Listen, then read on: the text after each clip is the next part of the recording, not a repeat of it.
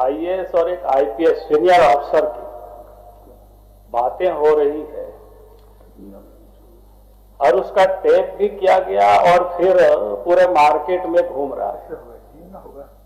ये सामान्य घटना नहीं है अध्यक्ष महोदय, क्योंकि अगर एक पुलिस अफसर और आईएएस अफसर दो लोग बात कर रहे हैं तो फिर टेप किसने किया? और फिर वो सार्वजनिक रूप से चारों तरफ वो घूम रहा है ऑडियो।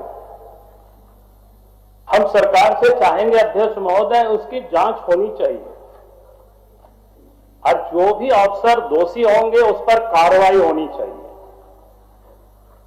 अगर आईएएस अफसर, आईपीएस अफसर, सीनियर अफसर की अगर ऑडियो इस प्रकार से टेप होता है तो फिर मुख्यमंत्री ना सुरक्षित रह पाएंगे, ना अध्यक्ष महोदय आप सुरक्षित रह पाएंगे, या सदन में बैठे हुए मंत्री भी सुरक्षित नहीं रह पाएंगे। हम लोगों के तो कोई विषाद ही नहीं। और इसीलिए मैं ये सूचना आपके माध्यम से सरकार को मैं दे रहा हूं और सरकार को ये विषय को संज्ञान में लेना चाहिए, पूरे मामले की जांच होनी चाहिए और जो भी दोषी अफसर होंगे उसके ऊपर कार्रवाई होनी चाहिए। इसलिए मैं अध्यक्ष महोदय आपसे कहूंगा कि सांसदीय कार्य मंत्री यहां उपस्थित हैं, उनको बतानी चाहिए इस विषय में कि उन पे क्या कार्रवाई करेंगे, उनको संज्ञान लेना चाहिए। मामला गंभीर है।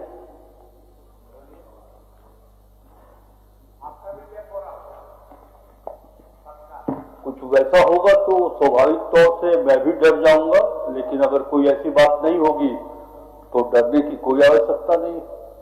महोदय, माननीय नेता प्रतिपक्ष ने और जिस विषय को रखा है, दो वरिष्ठ अधिकारियों के बीच में मोबाइल पर हुए वार्तालाप, सोशल मीडिया में वो ऑडियो उसका प्रसारण हुआ है, इसकी जानकारी सरकार के पास नहीं है।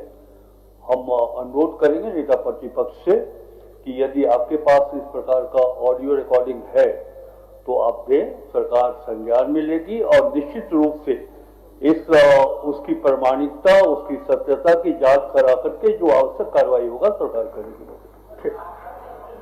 अल्लाह मैं उपलब्ध करा दूंगा, लेकिन मैं समझता हूं कि पूरा झारखंड में प्रसारित हो रहा है, लेकिन इसके बाद भी संसदीय कार्य मंत्री ने कहा कि उपलब्ध करा देंगे। आज तो मैं लेके आया नहीं हूं, लेकिन कल मैं इनको उपलब्ध करा दूंगा।